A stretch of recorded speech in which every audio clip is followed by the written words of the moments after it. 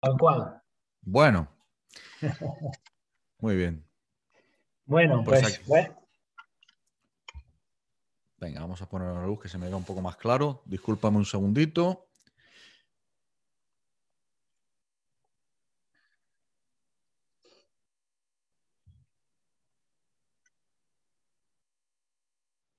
Bien.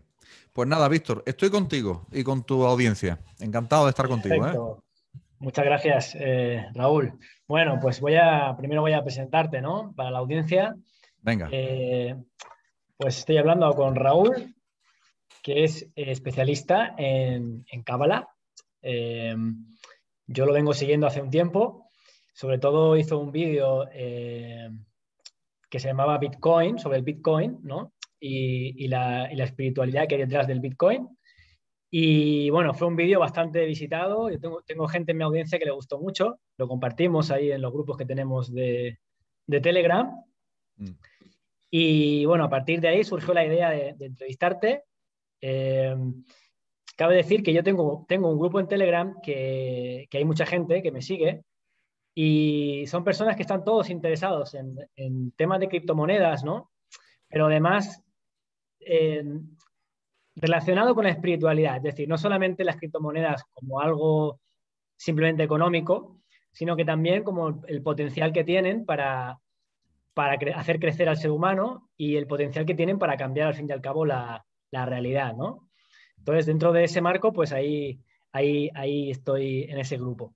Y bueno, la primera pregunta, Raúl, que yo te quería hacer es, para empezar, ¿cómo conectaste con la cábala? Es decir, ¿cómo tú comienzas este camino, este sendero de espiritualidad, autoconocimiento a través de la cábala? ¿Cómo fue que de repente conectaste con ello?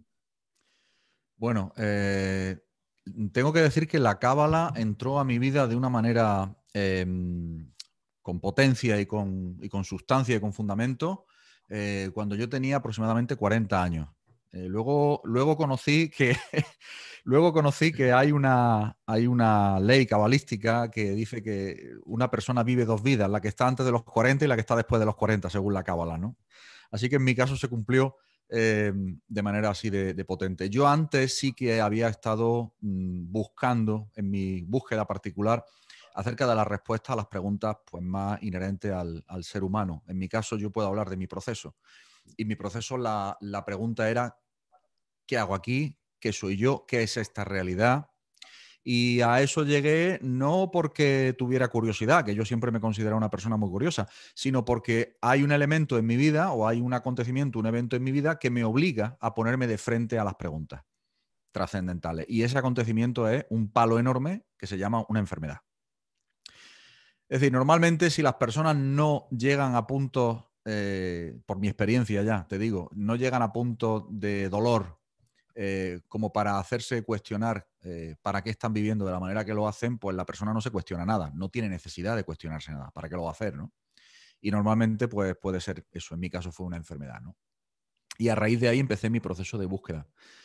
Sí que es cierto que a lo largo de mi vida, incluso antes sí que había presenciado y sido el sujeto inclusive de experiencias, vamos a decir, paranormales que no tenían explicación, según la ciencia oficial o según las creencias que nosotros tenemos en nuestra sociedad occidental, ¿no? Si fueran creencias de sociedades orientales, la cosa cambiaría. Pero en la sociedad occidental, pues hombre, hablar de muebles que se mueven, no te hablo de muebles que se mueven, te hablo de librerías enteras con libros y todo que se mueven. Es decir, cosas bastante heavy. Pues claro, esto en un momento de mi vida me pasó cuando tenía 29 años, fue lo que definitivamente, esto pasó antes de la enfermedad, pero esto fue uno de los grandes despertares también. Es decir, quiero decirte con esto, Víctor, que a lo largo de la vida yo he tenido varios despertares. Imagino que en tu caso también, imagino que en el caso de las personas que nos escuchan también, ¿no? Y la cábala entra a mi vida con 40 años porque yo termino entonces una colaboración que tengo con el Enric Corbera Institute. Yo era parte del personal docente. Me había formado mucho en la medicina de Hammer, en todo el tema de la escuela francesa de decodage, de descodificación. Antes de eso me había formado en constelaciones familiares con el Aura La Montera en Sevilla, con Ramón Resino. Es decir, venimos de una trayectoria realmente muy, muy amplia de formación y de búsqueda. Y en un momento dado, al terminar mi colaboración con Enric Corbera, pues me planteo qué voy a hacer. Y cuando me planteo qué voy a hacer es cuando aparece de forma absolutamente natural y sorpresiva la cábala. Que yo siempre había tenido una cierta curiosidad, había tenido una cierta llamada por ahí, pero no era el momento, no tenía el tiempo, no tenía la circunstancia y finalmente sucede eso. Y tuve un sueño muy potente, que lo he contado ya en alguna entrevista, donde en ese sueño vi a un rabino muy pequeñito, con ojos azules muy brillantes, que se acercaba a la puerta de mi casa y en la puerta de mi casa me sonreía y venía cargado con unos pergaminos, o sea, no le cabían los pergaminos en los brazos y se sonreía y me dejaba los pergaminos allí y se marchó. Y como diciendo, ahí te quedas con todo esto, ya te toca estudiar esto que te traigo, ¿no? Así que esa fue mi historia. Y bueno, tengo que decirte que desde el principio, tanto el lenguaje hebreo como la propia terminología, el propio léxico cabalístico me resultó tremendamente familiar, tremendamente familiar. Es decir, no tuve absolutamente ninguna dificultad en comprender exactamente de lo que se estaba hablando cuando se decía kelí, o instrumento, o recipiente, o lo que se decía cuando se decía olam o olamot. O sea, yo ya de alguna manera tenía en mi alma esos conceptos integrados, ¿no?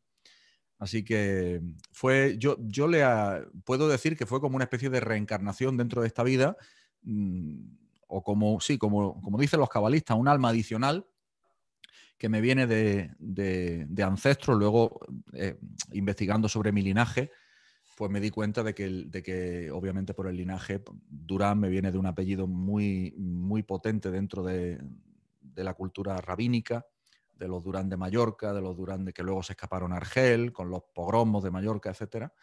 Y bueno, estoy obviamente tomando un poco ese papel, entendí yo, porque incluso uno de los miembros de esta familia Durán, Shlomo Ben Durán, criticaba muchísimo la cábala. Tú ya sabes que los judíos necesariamente no son cabalistas, ni tienen por qué serlo. Además, hay muchos que condenan la cábala. Bueno, pues Shlomo Ben Durán fue uno de estos, que condenaba la cábala fuertemente, que era hijo de Shimon Ben Durán, que sí que era una autoridad alágica en temas de alajá, precisamente, de la ley judía, ¿no? Que tiene mucho, está muy conectada también con la cábala. Y el hijo le salió contestón, le salió condenador y le salió todo lo contrario. Entonces, bueno, parece que yo entendí que me tocaba un poco esa parte de dar a conocer o de difundir la cábala en la medida de mis posibilidades y de mi comprensión. Y parece ser que, bueno, que tenemos lugar en esta realidad en la que vivimos porque hay interés. Hay mucho interés y las personas que conectan conmigo o con otras personas que difunden la cábala, como el caso de Mario Sabán o Albert Goslan o Javier Wolkoff o Guillermo Berman o tú mismo, ya estarás empezando a difundir dentro de poco. Bueno, pues en definitiva de lo que se trata es de que las personas conecten desde su alma con eso que se está explicando, ¿no? Y eso es una conexión tan profunda que un poco lo racional deja de tener sentido aquí. Aquí estamos hablando más del aspecto simbólico, más del aspecto más profundo, de niveles muy superiores del alma, a los que hasta entonces en nuestra civilización pues no se le ha prestado mucha atención, ¿no? Y ahora, debido a la gran crisis que hay en el mundo, porque no sé si te has enterado que hay un bicho muy malo que está matando mucha gente. Entonces, gracias a esta situación, gracias o debido a esta situación, pues cada vez hay más personas que se hacen más preguntas. Cierto que muchas de ellas desde el miedo, desde la desesperación y desde el agobio, pero bueno, ya tenemos muy claro que es desde ese punto desde el que la persona se hace preguntas, porque mientras que está cómoda, no tiene por qué preguntarse nada, ¿no? En realidad. Y es más fácil caer incluso en las tentaciones de todo el apego material y de todo el apego de querer ser más, que bueno, que en definitiva es el pecado inoculado por la serpiente, según la historia bíblica, pero bueno, es una especie de virus informático dentro de este constructo holográfico en el que vivimos, llamada la realidad de los 5 sentidos, ¿no? Así que ese fue un poco mi inicio dentro de la cábala. Te he contado mucho más, ¿eh? Pero bueno. Pues mira, la verdad yo resueno bastante con tu historia Sí. y sí, sí, porque yo también he tenido un sueño, soñé también con un cabalí. Bueno, yo entendí que era un rabino, no tanto como un cabalista, pero sí que tuve un sueño, ¿no? Con un hombre con un sombrero negro, Mm. así un sombrero negro, ¿no? Que me recordaba mucho a los judíos ortodoxos. Sí. Y él me entregaba también un libro, me entregaba un libro. Esto fue hace ya unos años, antes de que yo empezara con la... Y es verdad que cuando empecé a conectar con la cábala, de alguna manera resonó mucho, ¿no? El sonido, todo, el conocimiento. En realidad es como también la sensación como de que esto yo ya mi alma lo conocía, ¿no? Esto es algo que ya a mí me resonó muy, muy fácil. Y yo también venía de una búsqueda espiritual bastante profunda, ¿no? Sobre todo a través de la medicina amazónica. Yo estuve viviendo en la selva y estuve pues allí también unos años viviendo en Perú. Y bueno, la verdad es que sí, ha resonado de una manera increíble. Y esto que comentabas me parece muy interesante, porque mira, justamente es un tema que nosotros, como tenemos esa raíz, digámoslo así, cristiana, ¿no? Católica, en España, en principio, eh, pues hay una dicotomía, un conflicto que ya viene de mucho tiempo, ¿no? Entre lo que es la materialidad y la espiritualidad. Es decir, hay como una especie de dualismo de que lo espiritual no contiene lo material y lo material se puede ver como algo pecaminoso. Sí. Y esa disociación, digamos, pues ha generado mucho conflicto, ¿no? Como ya sabemos, eso es algo que ya sabemos todos, ha generado mucho conflicto en nosotros. Y justamente la cábala a mí me pareció una forma, una disciplina espiritual que integraba ambos mundos con una solución muy, muy hermosa y que era una manera también de integrar estas dos vías, ¿no? Estas dos polaridades. ¿Qué me puedes comentar sobre esto? Vamos a ver, el planteamiento para poder comentarlo con cierta propiedad es un poco complejo, porque aquí hablamos de lo que se podrían llamar las dimensiones de la existencia, ¿no? En la cábala, el hecho de que existan dimensiones y de que los cabalistas lo hayan intuido a nivel intuitivo y a nivel de estudio profundo de su interior y de la realidad que los rodeaba, eso es una realidad y está en las obras cabalísticas, especialmente en las medievales, pero no tanto en la ciencia ortodoxa, porque la ciencia ortodoxa moderna, diremos, está más regida desde la Ilustración, sobre todo, pues por el racionalismo, ¿no? Es muy cartesiano, todo tiene que tener una explicación dentro de los propios parámetros de la materialidad. Pero es que incluso si nos vamos más atrás en la historia, tenemos las dos corrientes, el materialismo y el idealismo, también en la antigua Grecia. Es decir, está Demócrito, que era el padre del materialismo, que afirmaba que realmente lo único que existía era la materia. Y la materia estaba formada de átomos, que era indivisible, etcétera, etcétera. Bueno, eso es lo que decía Demócrito, ¿no? Y que la conciencia, en todo caso, y la inteligencia era una propiedad emergente de la propia materia. Es decir, de alguna manera la inteligencia estaba en el cerebro del ser humano y emergía de allí, pues de alguna manera, ¿no? Y eso era el motivo por el que el ser humano era inteligente. Sin embargo, Platón, padre del idealismo, pues también tenía algo que decir y lo que decía justamente era lo contrario. Es decir, lo que existe fundamentalmente es un mundo de ideas abstractas, es lo que él llamaba el mundo de las ideas. Ahora verás que tiene mucho paralelismo con la cábala, todo Sí, esto. Y que a partir de las ideas abstractas surgían y se precipitaban todo lo que era lo material dentro del mundo físico que nosotros podemos experimentar con nuestros 5 sentidos. Es decir, según Demócrito, la conciencia es un producto de la materia. Según Platón, las ideas eran más fundamentales que la materia y de las ideas emergía la materia. Bien, ¿qué nos dice la cábala? La cábala, a través del arquetipo fundamental que se llama el árbol de la vida o el árbol de las vidas, deberíamos decir, Etz Hayim, lo que nos explica es que, de hecho, todo lo que existe en esta realidad física es producto de mundos no físicos, o de instancias o de dimensiones no físicas.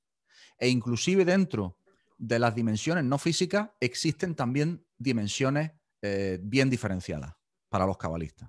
Es decir, ya entramos ahí en todo un universo de descripción de algo tengo que decir para lo que nuestro lenguaje actual está muy incapacitado. Porque claro, como con un lenguaje que es un lenguaje espaciotemporal ilimitado, vas tú a describir mundos que de hecho trascienden lo temporal y lo limitado, ¿no? Te das cuenta de la paradoja. Entonces, aquí tenemos una grave dificultad, ¿no? Entonces, ahí es donde entra la Kabbalah y sobre todo donde entra el lenguaje hebreo. Es decir, la lengua hebrea trasciende, es un lenguaje multidimensional, el idioma hebreo, el alfabeto hebreo, las letras hebreas. Es un lenguaje multidimensional adecuado para describir todas esas dimensiones o mundos a los que se refieren los cabalistas y a los que se refiere, de hecho, la ciencia actual, tanto la mecánica cuántica como la teoría del holograma, como la teoría de la simulación, etcétera, etcétera, etcétera, ¿no? Entonces, bueno, ahí tenemos todo el panorama puesto sobre la mesa en relación a cómo se encaja esta idea entre lo material y lo no material. Vamos a llamarlo espiritual para que todo el mundo nos entienda, ¿no? O entre lo físico y lo no físico, ¿no? Y a partir de ahí nosotros ya podemos entender que lo fundamental, y bueno, y ya no solamente porque los cabalistas lo dijeran, es que ya la ciencia actual ya establece bastantes postulados en los que queda muy claro que lo material procede de lo no material, de algunas instancias no materiales. ¿De acuerdo?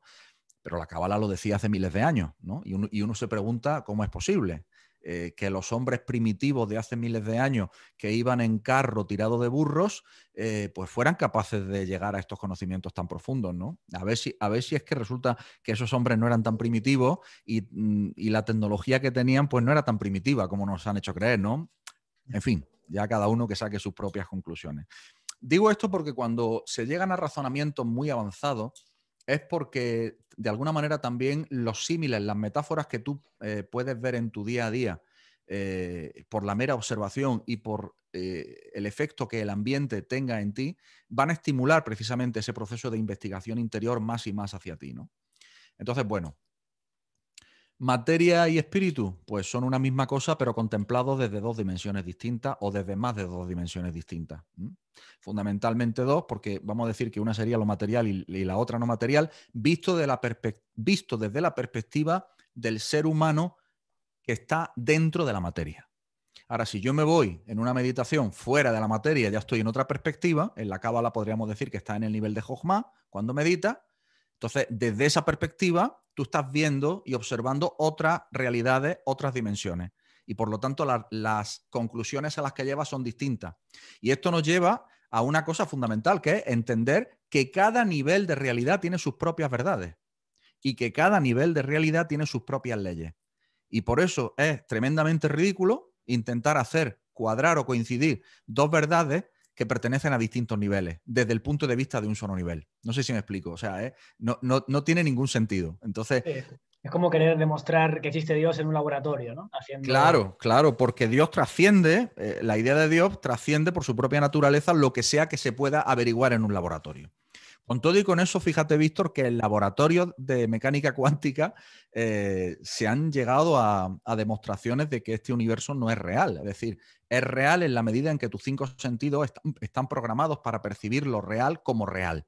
Y porque desde que eres pequeño se te programa por insistencia y repetición de descripción de la realidad, que es justo lo que está pasando ahora en la situación actual del mundo. Se está programando por repetición insistente y constante de cómo es la realidad que yo te describo y que tú tienes que percibir. El mismo sistema, lo cual indica que quien sea que está haciendo esto conoce muy bien los procesos cognitivos del ser humano.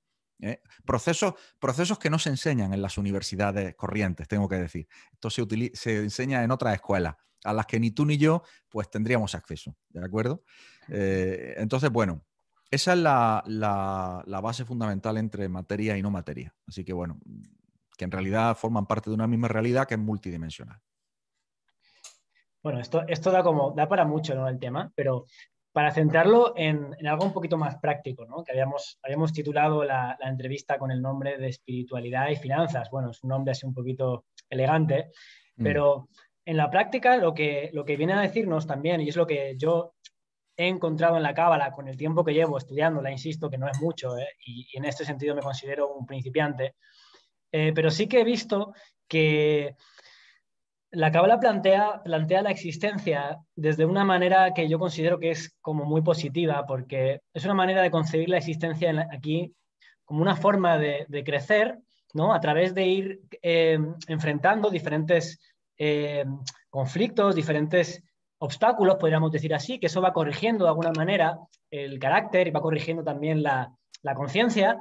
Entonces, es una manera como de afrontar la existencia, me parece muy valiente, ¿no? Y lo digo porque en comparación con otras espiritualidades que me parece que son más de huida, o por lo menos han sido entendidas como una forma también de huir de la existencia, ¿no? Cuando te hablaba, por ejemplo, bueno, una parte de la religión cristiana y también, en verdad, pues, tiene también la religión oriental, tal como han sido entendidas muchas veces, y yo lo he visto en gente de mi entorno, porque es verdad que aquí como estamos como, había una reacción cultural, ¿no? Frente a la iglesia, al cristianismo, entonces mucha gente, sobre todo joven, pues ha buscado la espiritualidad fuera y la mayoría la han buscado en Oriente, ¿no? Y muchos lo han buscado, por ejemplo, en el budismo y en otras religiones.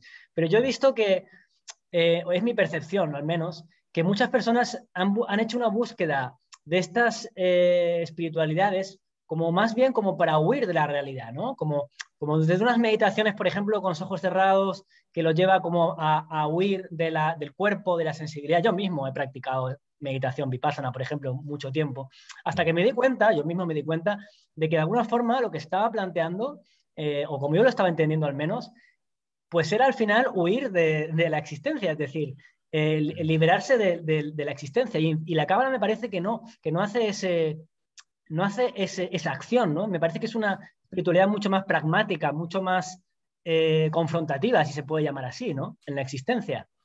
Así es, así es. Creo que lo has descrito muy bien, porque en realidad lo que nos enseña la cábala, lo que se enseña a los cabalistas, es que no se trata de huir de la materia, sino que se trata de bajar Keter a Malhut en términos cabalísticos. Es decir, se trata de bajar lo más alto de tu espiritualidad a lo más profundo y lo más grosero del mundo material, para precisamente ayudar a que a través de esa materia y los aprendizajes que te ofrece esta holonovela, esta simulación holográfica, este videojuego, tú puedas de alguna manera tomar el control del videojuego, del guión y puedas ir pasando pantallas, para que todo el mundo me entienda en el lenguaje de los videojuegos, que es, me parece a mí, el símil perfecto para poder entenderlo, ¿no?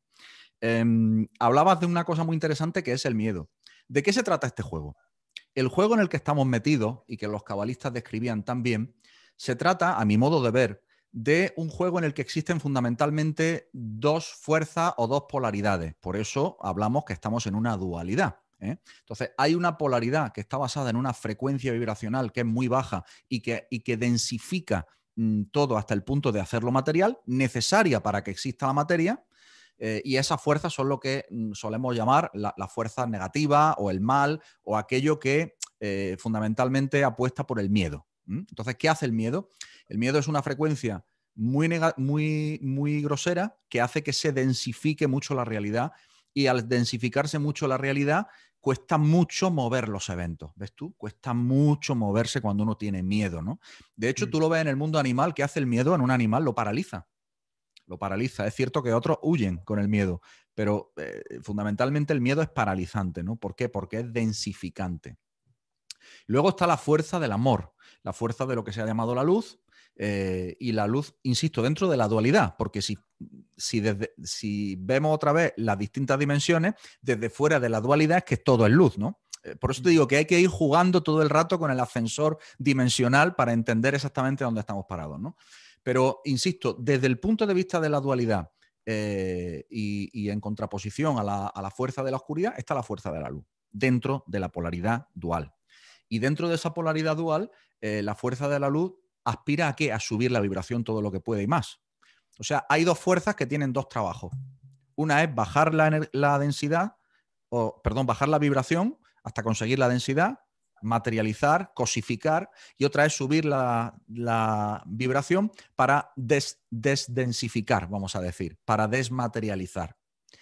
Yo no sé si tú has visto un vídeo que yo tengo en mi canal acerca de las letras que aparecieron en el cielo de Italia. En esta realidad holográfica se manifiestan eventos que tienen que ver precisamente con pistas que desde afuera de este escape room, yo no sé si tú has jugado al escape room, sí, esto es un escape room, es decir, estamos en un escape room, pues desde fuera se nos dan pistas. Cuando tú estabas en el escape room podías llamar por teléfono a la señora que estaba afuera cuando estaba un poco atascado para que te diera pistas, ¿no? Entonces, estas pistas vienen en forma de eventos, en forma de sincronicidades, en forma de repeticiones de números en tu vida, Nos suena todo esto, ¿verdad que sí? Y en forma de, en definitiva, eventos. Uno de ellos fue la aparición de unas nubes que tenían forma de letras hebreas perfectas en el cielo de Italia. Entonces, una alumna me mandó esta foto. Tuvo una suerte increíble porque las pudo capturar cuando aún no se habían disuelto las nubes, de manera que se ve perfectamente y está publicado en mi canal. Y de eso hice 2 vídeos. Entonces, las letras eran una Ain P Yud. Eran las 3 letras.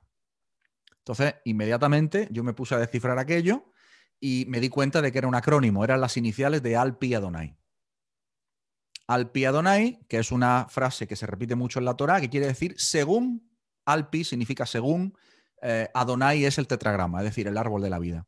Es decir, el esquema fundamental, el arquetipo fundamental que explica a partir del cual todo lo material existe en sus distintas fuentes, en sus distintas escalas. ¿De acuerdo? Esto ya nos llevaría mucho más profundo, tendríamos que hablar de las diferentes densidades de energía, no vamos a entrar en ese asunto. Pero bueno, en esas letras, Al-Pi Adonai, luego yo después seguí investigando y me di cuenta que tenía muchísimas más lecturas, que es lo bueno que tiene el lenguaje hebreo, que tiene muchísimas lecturas. ¿Por qué? Porque es multidimensional. Lo puedes leer con las distintas gematriot, es decir, con las distintas valoraciones numéricas, lo puedes leer a través de acrónimos, lo puedes leer a través de las letras finales de palabras, los puedes leer por el salto equidistante de letras, lo puedes leer y así podría seguir hasta un número tremendo de formas de leer la Torá o el lenguaje hebreo de la Torá. ¿Te das cuenta? Es multidimensional. Es decir, no es tan limitado como el lenguaje limitado con el que estamos hablando tú y yo ahora. Para hablar de dimensiones que trascienden, de hecho, lo que yo pueda expresar con mi lenguaje, lo cual me requiere gran esfuerzo, ¿no? Poder expresar esto, ¿no? Y esas letras, luego después, se transformaban en otras letras que eran Aleph P Resh, ¿de acuerdo? Y hice un segundo vídeo explicando que lo que indicaban es que estamos en un proceso de la humanidad dentro de este videojuego, dentro de esta simulación holográfica, en la que vamos a pasar de Afar a Imper-Resh. Afar significa polvo, pero polvo en la Torá es un código para hacer referencia al cuerpo físico. En el cristianismo nos suena mucho de que polvo somos y en polvo los convertiremos, ¿no? Y entonces pasamos de Afar a Afi. Entonces la única diferencia entre las dos expresiones es la letra final, que una es Yud y la otra es Resh. Entonces la Resh simboliza la lógica de los 5 sentidos que ha sido programada en esta realidad holográfica desde que somos pequeños. Pasamos a la Yud, que es Jochma, es decir, la meditación cabalística, el trascender a niveles de conciencia muy superiores, y esto nos hace adquirir un cuerpo que ya no se llamará Afar, que no se llamará Afar, polvo, sino Afi. Y Afi es una evolución de Afar. Es decir, pasamos a un nuevo cuerpo. No sé si me estoy explicando. Perfecto. ¿Eh? Sí, además esto a mí por lo menos me resuena y me cuadra mucho también, ¿no? Con mis propios pensamientos. Un libro que yo he escrito, que publico ahora en abril, que se llama El Camino del Homo Deus, ¿no? Y justamente viene a decir que a partir de, bueno, lo vivimos a partir del 2020, ¿no? Se abrió esta brecha temporal, ¿no? Esta brecha de espacio temporal en el que evidentemente hay una humanidad que está evolucionando, o sea, hay una humanidad también que se está extinguiendo, por así decirlo, ¿no? Cuando hablamos del Homo sapiens sapiens, que es yo digo, el que sabe lo que sabe, es decir, solamente sabe lo que sabe y no puede trascender su propio conocimiento, hacia un Homo Deus, ¿no? Y esta evolución del ser humano, justamente que viene en estos tiempos, pues hay como 2 vías. Una vía es la vía tecnológica, ¿no? Por eso cuando tú me dices lo del cuerpo, lo de una mutación, un cambio, ¿no? A mí me viene mucho el tema este de la tecnología, que hoy en día, pues ya sabes que las élites, pues de alguna manera lo quieren implantarlo a través de sus agendas, este tema de inteligencia artificial, bueno, tenemos el transhumanismo, es decir, a través de la tecnología mejorar las capacidades biológicas, ¿no? Pero yo tengo también la idea de que paralelamente, o sea, esa evolución no tiene por qué ser mediante la tecnología, sino que externa, sino la tecnología interna. Al final estamos otra vez en lo mismo, ¿no? en la dicotomía de lo interior o lo exterior, ¿no? Es decir, puede haber una evolución interior que simplemente está basada en la tecnología espiritual y que para mí, pues la cábala representa ese conocimiento justamente, ¿no? Que nos permite evolucionar en, esto, en, estos, 100%. en estos 100% momentos. de acuerdo contigo al 100%, sí. ¿Sí? Y bueno, y dentro de esto también yo hablaba de los paradigmas, ¿no? La caída de los paradigmas, que ahora mismo, por ejemplo, lo estamos viendo claramente. Es decir, cuando hablamos, por ejemplo, yo estuve analizando el Apocalipsis, me gustó mucho, los cuatro jinetes, porque veía una correlación tremenda con lo que estábamos viviendo este año, en el año de la pandemia, ¿no? Toda la simbología de lo que estaba ocurriendo, ¿no?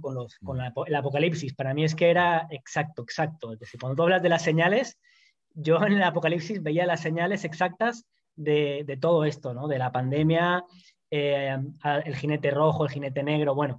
Y por centrarme un poquito en el tema de la economía, ¿vale? Porque podíamos hablar de la religión, de la ciencia, de la política, pero por centrar el tema en la economía, ¿no? Justamente en la economía, pues tenemos esta crisis, ¿no? Esta crisis que ya sabemos manipulada, pero bueno, que ya viene. Y también, como tú bien decías, ¿no? Es una oportunidad, está siendo una oportunidad tremenda. Yo lo veo en mucha gente que gracias a esto se están cuestionando, ¿no? Están cuestionando, por ejemplo, temas como por ejemplo, el dinero, ¿no? Hace unos años nadie cuestionaba que el dinero fiat, es decir, las monedas, fueran una forma, digamos, de esclavización. Y ahora mismo, que más que menos, pues cada vez más gente se lo está cuestionando, ¿no? Y aparece, por ejemplo, las criptomonedas, que tampoco es casualidad, ¿no? Que justo aparezca en este momento esa tecnología, una tecnología que permite justamente descentralizar el dinero y ya sabemos, ¿no? Permite que podamos intercambiar valor de manera libre sin que haya un intermediario, un Estado que al final es el que impone sus tasas, o ya sabemos, pues en los bancos que imponen su deuda, ¿no?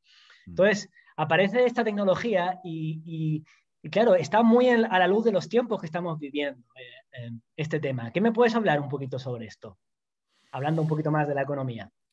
Bueno, claro, no es como tú muy bien dices, no es casualidad, ¿no? Que suceda ahora que se da a conocer una tecnología que puede implementar una forma de intercambiar el valor, y aquí quiero poner el subrayado, intercambiar valor y resguardar valor, que son dos conceptos que ahora vamos, si quieres, un poco más profundo con esto, en relación a cómo dos individuos o más pues pueden realmente tener una relación económica, y entendiendo por relación económica de intercambio de valor. El problema que teníamos con la forma de relación económica del paradigma antiguo basado en el dinero fiat, dinero deuda, es que en realidad no se intercambia valor, se intercambia deuda. Este es el problema. Entonces, si yo adquiero algún servicio, por ejemplo, de ti, y yo te pago con un billete de 50 euros, por ejemplo, no te estoy dando 50 euros, porque yo sé, si me he informado un poquito, que ese dinero está emitido porque hay gente que ha pedido préstamos, porque si no hubieran pedido préstamos no se hubiera podido generar dinero. Entonces, yo invito a todos a que investiguen un poco cómo es el proceso de creación del dinero para que entiendan realmente cómo se crea el dinero. El dinero se crea por deuda. Y por eso ahora tenemos un escenario en el que el nuevo presidente de los Estados Unidos, nada más llegar, lo que ha hecho es darle a la maquinita de crear dinero a la Reserva Federal Americana, que por cierto es un organismo privado, no es público. Que esto también daría mucho que hablar para que veamos que realmente lo que nosotros pensábamos que era una participación democrática y que todos tenemos que decir, bueno, pues de eso nada de nada. ¿De Se acuerdo? rasga el velo. Sí, bueno, tenemos ciertos grados de libertad, y aquí la cábala es muy útil porque lo que te enseña la cábala es que tú vas a tener la libertad que tú por tu mérito puedas ser capaz de adquirir. En el sentido de conciencia, Víctor, lo que tú decías, mediante la tecnología del manejo de las energías no físicas, mediante el estudio. Es decir, en la cábala, cuando se habla de hacer mérito, y lo que yo he aprendido de mis maestros es que hacer mérito es realmente hacer mitzvot. ¿Hacer mitzvot qué es? Hacer actos de bondad. ¿Por qué? Porque tú estás ya alineándote, te estás parando al lado de una determinada vibración. Entonces, por acto de contagio, por acto de, nunca mejor dicho lo de contagio, por acto de desteñirte de esa vibración, pues tú estás alineado con esa vibración. Estudio profundo de los secretos de la tecnología de la realidad, que lo podemos ver no solamente en la cábala, sino en ciencias bien establecidas como la mecánica cuántica, la cosmología, la teoría de la información, la programación informática, la matemática, la geometría. Es decir, se nos ha educado de una manera tan parcializada y tan estructurada, una educación a cachitos y además dividido en compartimentos estancos, que lo que se ha evitado con toda la intención, a mi juicio, es que hayan personas que tengan un espíritu humanista integrador para que puedan llegar a conclusiones rápido. Entonces, claro, cuando estamos en este momento de la humanidad donde gracias a al devenir del videojuego, del guión del videojuego, toca esto, y esto se ve en los ciclos astrológicos, que no son más que el devenir del videojuego, esto es lo que es la astrología, nada más. Bueno, nada más y nada menos, ¿eh? Ojo, no estoy quitándole mérito, que lo tiene y mucho, ¿no? Pues en realidad estamos hablando de un software informático gigantesco, de una cantidad de procesamiento que no podemos ni imaginar y que en todo ello está tocando pasar de un momento en el que cambia el paradigma de cómo utilizamos nuestra relación económica. Y la relación económica pasa del intercambio de deuda al intercambio de valor. Esa sería la premisa fundamental. ¿Cómo se logra esto? Primero, creando un sistema, y ahí sale en el 2007 sale el white paper de Satoshi Nakamoto, en el que se genera, en el que él propone esta herramienta llamada el Bitcoin para solucionar un problema fundamental que era el del double spending, el doble gasto. ¿Por qué? Porque la contabilidad actual es una contabilidad de doble partida. Yo no sé si los que están escuchando esto conocen contabilidad, pero cuando tú haces contabilidad de algo, tienes que anotar la salida y la entrada y lo tienes que equiparar a algo. Entonces, para crear dinero necesitas que haya una deuda, double spending. Y para que tú puedas gastar algo de dinero, tiene que existir ese dinero primero. Es decir, el problema que se estaba encontrando y que se está encontrando en la economía actual es que se está creando dinero de la nada. Es decir, tú tienes una máquina de imprimir billetes y te pones a imprimir billetes sin ningún tipo de respaldo. Es decir, no hay ningún tipo de garantía, son papelitos. Es como el Monopoly, para que nos entienda la gente. Y claro, los que nos estén escuchando dirán, pero ¿cómo es posible, no? Se estarán echando las manos a la cabeza, imagino, ¿no? Mucho. Pues sí, señores, es así, es la realidad. Hoy en día se produce dinero no solamente desde la Reserva Federal Americana, desde el Banco Central Europeo, desde el Banco Central, desde todos los bancos centrales, basado en garantía de nada. Porque antes se emitía dinero basado en el oro que había en las bóvedas de los bancos centrales. Hoy ya no hay oro. Entonces se emite del aire. Que es tanto como escribir dígitos en una pantallita de ordenador. Ahora, ¿quién es el dueño del ordenador central? ¿Quién es el que puede tener el monopolio de creación del dinero? Porque claro, si yo me pongo a imprimir dinero, tú nos llevan presos. No podemos. Entonces, ¿qué pasa? Que los que tienen el privilegio de imprimir dinero, pues son un grupo muy pequeño de personas llamados los bancos. Y dentro de los bancos centrales, ¿no? Y del banco al banco central, y del banco central a los bancos comerciales, y de los bancos comerciales al resto de la población, en forma de deuda, es como se va generando el dinero. ¿Qué pasa con Bitcoin? Pues Bitcoin es un torpedo brutal a la línea de flotación de todo este sistema corrupto y mentiroso. Porque claro, en este sistema corrupto y mentiroso, y dice la carta de Juan, la primera carta de Juan, dice que al mentiroso se le conoce por las mentiras y por los actos mentirosos, estamos ante, obviamente, esa facción cuyo interés es bajar la vibración todo lo que pueda para prolongar esta situación del juego todo lo que pueda. Lo que pasa es que astrológicamente, informáticamente dentro del software divino ya no es posible. Y bueno, lo que pasa es que como su naturaleza no contempla otro escenario, ellos automáticamente se empeñan y se empeñan y se empeñan. Y yo tenía un profesor, un maestro espiritual que me decía que empeñarse es un verbo muy cercano a despeñarse, me decía él, ¿no?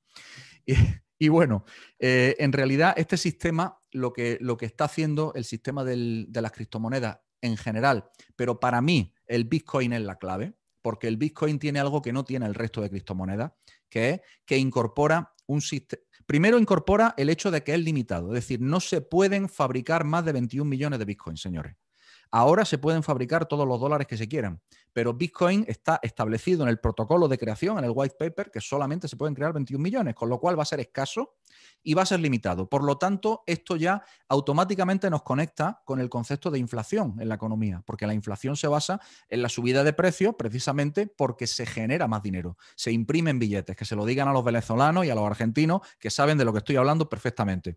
En Europa hemos estado ciegos a esa realidad porque nunca lo hemos visto, pero allí lo conocen perfectamente el fenómeno, ¿no? Y claro, eso es una esclavización. Cuando tú tienes una máquina de imprimir billetes, lo que estás es esclavizando cada vez más a la población. A la población que además no tiene cultura financiera y no tiene cultura financiera no por falta de voluntad, sino por condicionamiento dentro del sistema de adoctrinamiento. Iba a decir el sistema educativo, pero vamos, si esto es educación, que venga Dios y lo vea, ¿no? En realidad es un adoctrinamiento, es una programación insistente, repetitiva, que nos centraliza en parcelas muy pequeñas de la realidad a cada una de nuestras mentes. Entonces nuestras mentes están como en pequeñísimas prisiones que están apegadas a parcelas muy pequeñas de la realidad llamada la especialización. Entonces yo estoy especializado en ser médico del pie y ya tú no sabes nada más que del pie y si te pregunto qué me pasa en el ojo, pues tú no me contestas porque tú eres médico del pie. Y así con todo, ¿no? Entonces, bueno, el Bitcoin precisamente incorpora protocolos que superan con mucho todas estas limitaciones. El primero de ellos es el que acaba con el double spending, el doble gasto, con lo cual no existe ya, fíjate lo que te voy a decir, Víctor, no existe la posibilidad de falsear ni de falsificar ningún apunte contable. Es decir, para empezar el Bitcoin sería algo así, el protocolo Bitcoin que se soporta sobre una cadena de bloques llamado blockchain, que es otra de las partes de Bitcoin, no contempla, no es posible, no es materialmente ni virtualmente posible la falsificación, la mentira, la corrupción. Imagínate esto al sistema que hemos venido viviendo que se basa precisamente en la mentira y en la corrupción, sin el cual no existiría, ¿no? Y que trae su causa precisamente en toda la cantidad de legislación, en toda la cantidad de leyes, de reglas cambiantes, de impedimentos de acceso a la información, precisamente para que pueda ser manipulada, ¿no? El Bitcoin acaba con la posibilidad absoluta de manipulación. Es decir, reina la verdad. Es lo que en la cábala los cabalistas llamaban el reino de la verdad. Es decir, la verdad en Met está en completa sintonía con las herramientas Bitcoin. Claro. Punto. Y esto, sí. Esto que acabas de decir, que es muy interesante también, ¿no? Yo he escuchado también estos nuevos tiempos en los que estamos, ¿no? He escuchado también de la era mesiánica, Sí. conceptos que nos hacen entender que efectivamente que estamos entrando en una transición hacia un nuevo tiempo. Como transición que es, yo veo, por ejemplo, que, claro, el Bitcoin y es lo que tenemos ahora. Yo sí que estoy convencido de que con el futuro se va a mejorar mucho, porque incluso el Bitcoin básicamente es como el oro, es una forma de reservar valor, es una reserva grande de valor.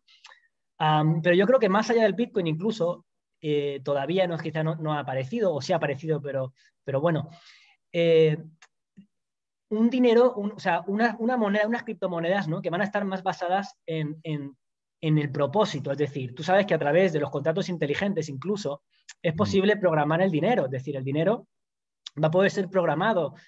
Sí. Y a mí se me ocurre pensar, ¿no? en términos ideales, ¿no? En una sociedad con hombres libres, totalmente responsables, porque es lo que estamos hablando. Es decir, esto es una economía, eso es un sistema para hombres libres y responsables, ¿no? Porque mucha gente le hablas del Bitcoin y dicen, hostia, pero si te equivocas, ¿a quién le vas a preguntar? O, no, es que no hay nadie, eres tú eres tu propio banco, o sea, tú eres tu responsabilidad, de ley de causa y efecto. Tú eres responsable. Aquí no tienes que ir al gobierno, no tienes que ir al banco, ¿no? Y a mucha gente eso le da miedo, justamente, ¿no?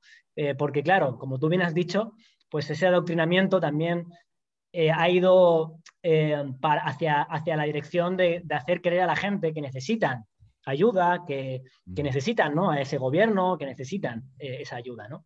Sí. Entonces, este dinero es una tecnología que viene entiendo yo, para el hombre ya, el hombre o la mujer también, evidentemente, de esta nueva era, ¿no? Como le queramos llamar, era mesiánica. ¿Qué opinas sobre esto? Sí, no, yo estoy completamente de acuerdo. A ver, has tocado varios temas. Mira, el primer tema dice, Bitcoin tendrá que evolucionar y hay más has dicho hay posibilidades de que vengan otras formas de intercambio de valor programable y tal. Completamente de acuerdo. Ahora bien, yo creo que la tecnología base fundamental ya está, que es Bitcoin, el protocolo Bitcoin. A partir de ahí se pueden construir muchas cosas, pero Bitcoin va a seguir existiendo como Bitcoin. Se va a mejorar y bueno, aquí ya nos tendríamos que meter muchos más temas técnicos y eso invito a nuestros amigos que se vayan a canales más especializados, pues todo lo que son los sidechains, las cadenas laterales, de cómo se desarrolla a través de cadenas laterales, etcétera. Pero como digo, es un tema muy técnico, pero solamente quiero reforzar el argumento que tú estás poniendo sobre la mesa. Es decir, evidentemente que la tecnología de Bitcoin, siendo ya muy potente y bastante revolucionaria, incluso solo cabe mejorarla. O sea, que esto ya... y solo cabe mejorarla en la esencia de lo que es. Ojo a esto, ¿eh? Y la esencia de lo que es no centralización del poder, autorresponsabilidad, que tú estabas haciendo mención, qué bonito, porque es justo lo que dice el capítulo 18 de Ezequiel, ¿eh? O sea, uno se agarra el capítulo 18 de Ezequiel y es el hombre responsable, es la responsabilidad personal, ¿eh? Y se basa también en el intercambio, lo que se llama el peer-to-peer, el par a par, es decir, no necesitamos una entidad centralizada que nos diga, que arbitre. No, es una responsabilidad absolutamente nuestra en nuestro trato, en nuestro intercambio de valor, en nuestra economía, ¿no? Y por eso va a ser una economía nueva en la que no va a ser dinero como tal, entiendo yo, sino que va a ser un intercambio de valor, como tú decías, programado. Y en esa programación uno se puede imaginar que va a ser una sociedad muchísimo más libre. Dicho lo cual, diré lo que tú también referías. Hay muchas personas, hay una gran parte de la humanidad a la que, por el hecho de la programación severa a la que han sido sometidos, les da miedo la libertad, porque han aprendido que hay que tener miedo a todo. Y tú hacías una mención al principio de nuestra charla cuando decías que los obstáculos que nos pone la vida dentro de esta simulación en la que vivimos son obstáculos que fundamentalmente se basan en el miedo, y ha habido la mayoría de creencias, especialmente occidentales, tú citabas el cristianismo, pero no exclusivamente, vamos a decir que hay creencias que no son religiosas o que no son religiones como tal, pero actúan como religiones, pues como son la política o como son el alinearse con un determinado partido político. Imagínate, el propio término partido ya te lo dice, es partido, no está unido, está partido, ¿no? Está fragmentado, ¿no? Entonces, claro, interesa mucho que esa fragmentación lleve, como te decía, a las dos energías, la de arriba y la de abajo. Entonces, una empuja arriba, otra empuja abajo. La que empuja abajo es la fragmentación. Y la fragmentación es el miedo. Y el miedo se genera a través de, fundamentalmente, dentro de esta holografía en la que vivimos, generar problemas que no existen para aparecer con la solución después de que la gente que tiene miedo reclame soluciones a los mismos que generaron los problemas. Es así de simple, ¿eh? Entonces ya tienes la solución preparada, bien horneada, para presentártela y te la dan hasta con el lacito y todo para que tú encima estés agradecido, ¿eh? Entonces se está entrando en una... claro, desde el punto de vista de la dualidad es completamente inmoral, ¿no? Pero si agarramos nuestro ascensor dimensional y subimos alguna dimensión, nos damos cuenta que es completamente correcto para el momento en el que el alma de la humanidad o el alma de cada uno de los seres humanos que están comprometidos con su responsabilidad, pues tienen precisamente el compromiso de ascender, ¿no? Claro.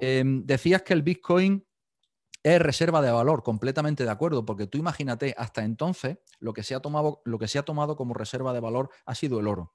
Ahora bajamos el ascensor dimensional y nos vamos otra vez a Malhut, ¿verdad? Al mundo físico. Y el oro ha sido la reserva de valor porque ha sido lo que los poderes establecidos dijeron que era la reserva de valor. O sea, es decir, el oro no tiene mayor ni menor propiedades, por ejemplo, que el diamante o que la plata o que el uranio o que el circonio. Y sin embargo, se eligió el oro como reserva de valor, ¿no? Habría que preguntarse por qué el oro, ¿no? Cuando de hecho en la Cábala, en el libro del Zohar, los grandes cabalistas nos enseñan que el secreto simbólico del oro precisamente es la división, la dualidad claro, por contraposición a la plata, ¿no?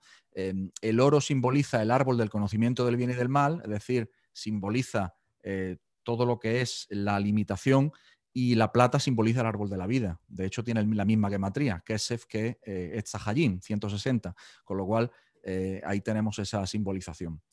¿Qué quiere decir? Que Bitcoin está comprendido inclusive dentro del guión escrito de este videojuego para ser una herramienta de cambio, una herramienta de transformación, pero para todos aquellos que tengan la información y utilicen su raciocinio. Es decir, la principal distinción que hace la cábala entre, bueno, tú has escrito un libro que es Homo Deus, ¿no? Que viene de Homo sapiens, ¿no? Pero claro, es que estamos en esa transición.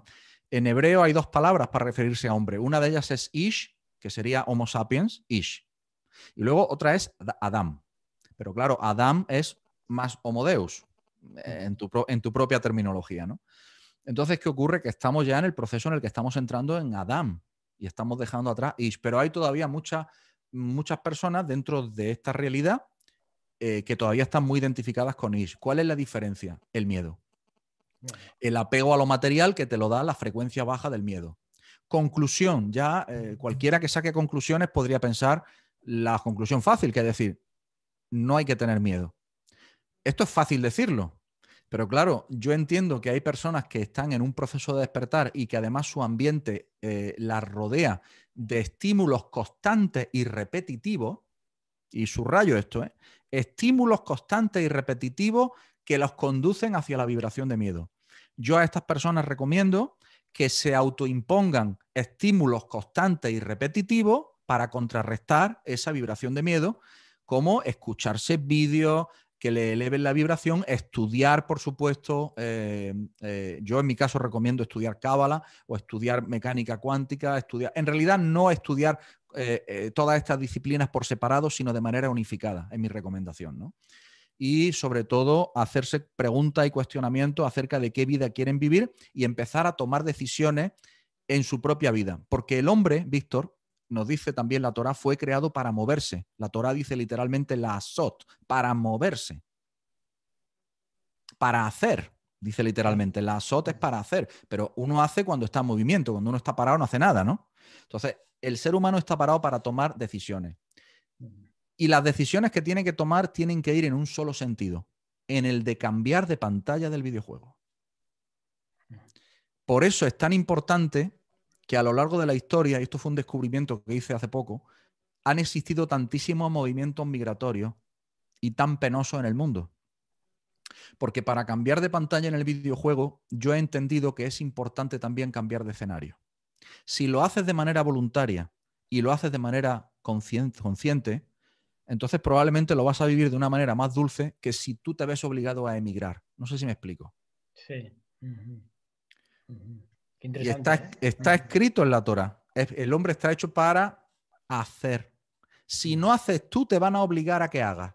Y si sigues sin querer hacer, te van a poner todavía más contra las cuerdas, te van a hacer el Egipto más estrecho, más Mitzrayim, más estrechez.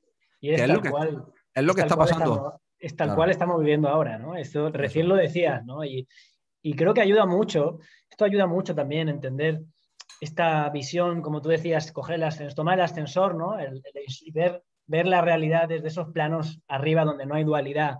Porque aunque sea otra dimensión, pero te da una visión muy de mucho más sentido, ¿no? Porque claro, podríamos estar, como tú dices, podremos estar ahora viviendo esto como con una lucha, con un odio, ¿no? Frente a lo que consideramos que es el mal, ¿no? Que en este caso pues vemos cómo es esa élite que trata de imponer, ¿no? Pues a través de las vacunas, de las restricciones, bueno, todo lo que ya sabemos, una guerra encubierta.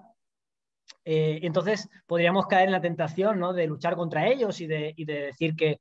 Pero claro, vemos que ellos también están cumpliendo un papel fundamental dentro de lo que es el plan divino. Y es el plan que yo Mario Saban lo explica muy bien, ¿no? La estrategia del mal, ¿no?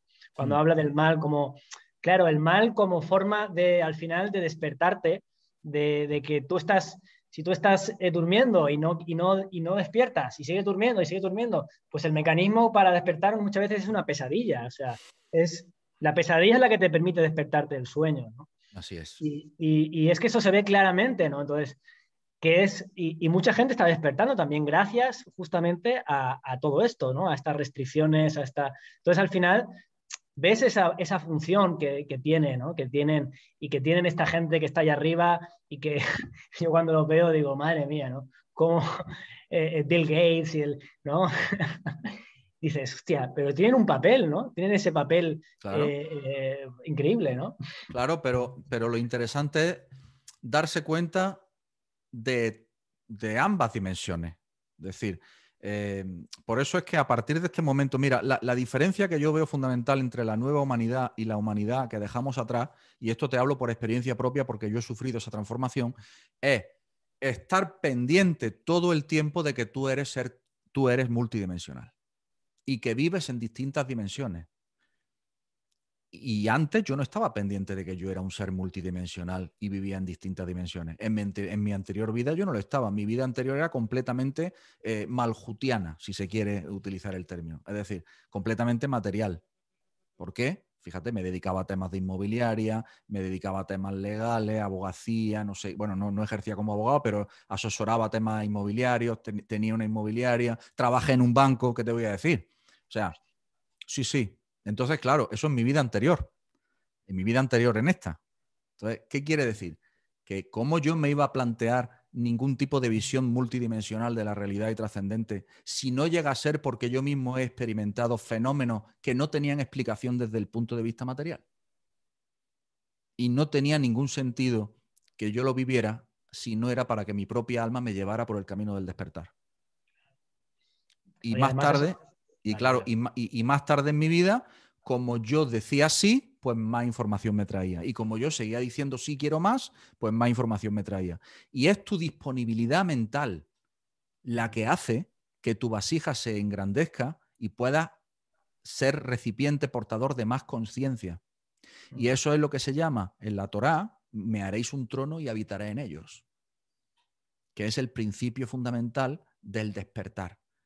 Que la conciencia que está, de hecho, o sea, lo que sería la fuente fundamental de la que surge toda esta realidad, tiene un interés en fusionarse contigo, en ocuparte, en ocupar tu cuerpo y tu alma para que sea ella, con su, en términos religiosos, su infinita sabiduría. Pero claro, es que si está en una dimensión desde la que has creado esto, por supuesto que tiene la sabiduría de lo que pasa aquí adentro.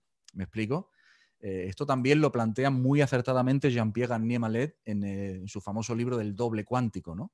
Jean-Pierre Garnier lo descubrió hace muchos años y la verdad que encaja perfectamente con lo que establece la cábala en cuanto al nivel multidimensional del ser humano.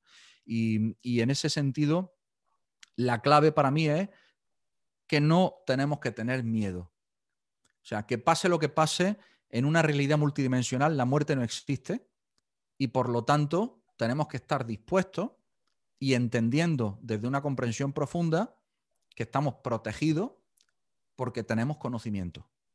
Es decir, el conocimiento y la comprensión es tu protección, independientemente de si una persona, de si fallece o no fallece, porque el fallecimiento solamente se produce en el mundo físico. ¿Qué más da? No tiene importancia.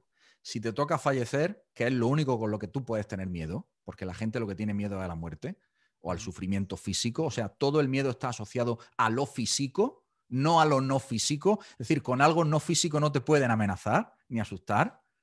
Entonces, por lo tanto, tenemos que entender que nosotros, que cuando digo nosotros, digo yo, y cuando digo yo, digo mi yo, el de niveles superiores, del cual solamente en este cuerpo físico está ocupando una parte infinitesimal, es fundamentalmente no físico. Y eso no muere. Soy un jugador dentro de un videojuego que empieza y acaba. Por eso este mundo tiene un principio y tiene un fin, tanto a nivel individual como a nivel global. Eso que acabas de decir me parece esencial, Raúl. O sea, es esencial, ¿no?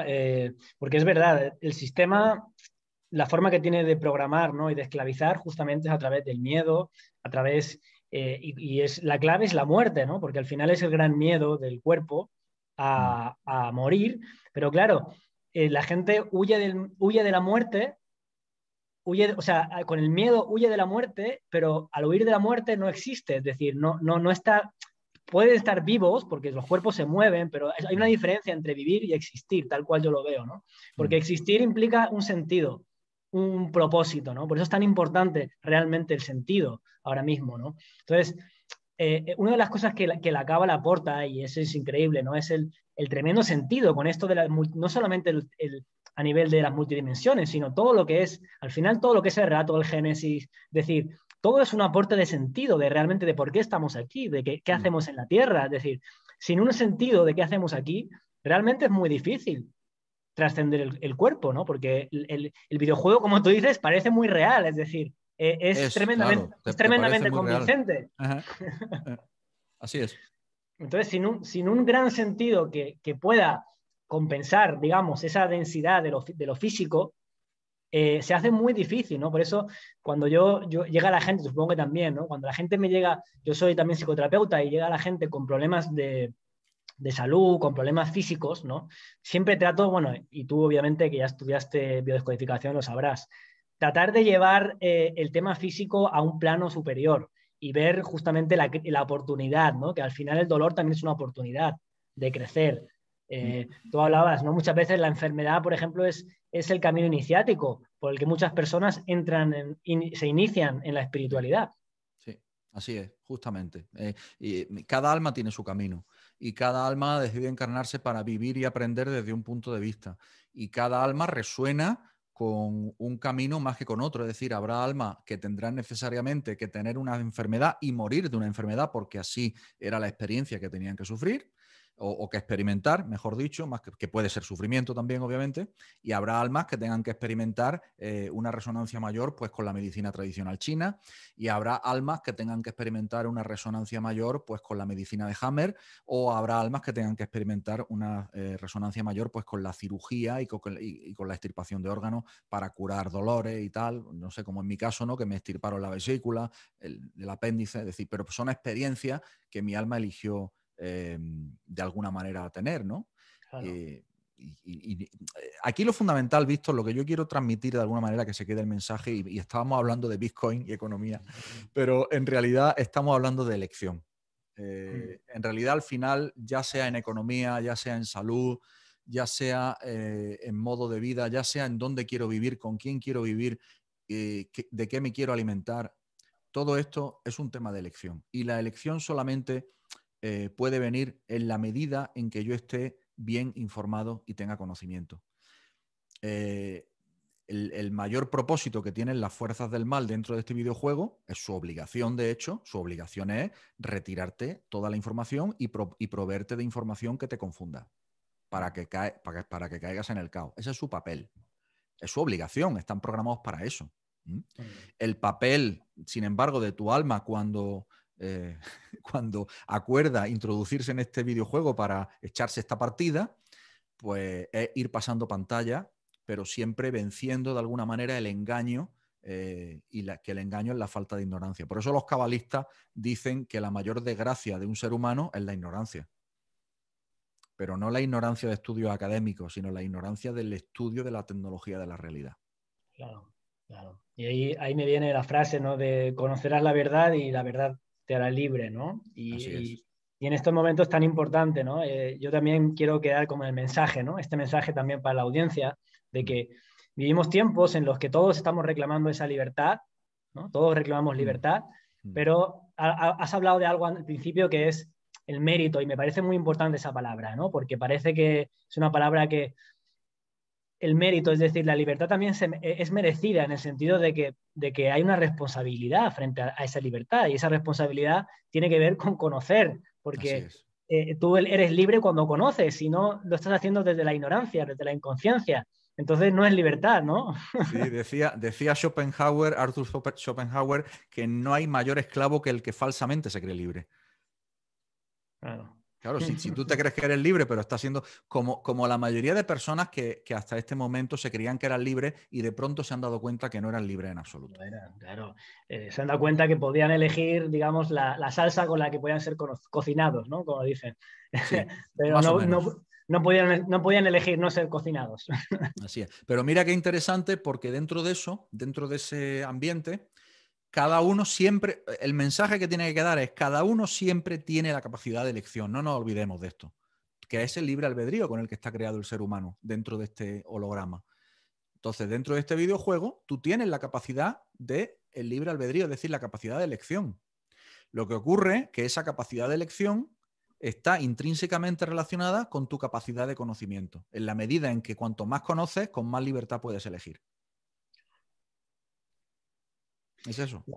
Bueno, Raúl, se me ha pasado la hora volando, ¿eh? Y a mí Podríamos también, estar la aquí verdad.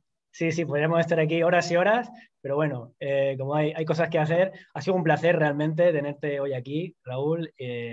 Yo creo que Igualmente. la audiencia lo va a disfrutar como lo hemos disfrutado nosotros. Y bueno, un gran saludo, un gran abrazo y muchas gracias por poner luz, ¿eh? El día de hoy. Un abrazo para ti, Víctor. Gracias por tu invitación y además, como dice tu propio nombre, Víctor Lucía, pues tú eres el que tienes que poner luz también, ¿no? De la victoria y de la luz. Es tú de Netzach y de Or. Fíjate, lo tienes en el nombre. Un abrazo, Víctor. Un abrazo, un saludo.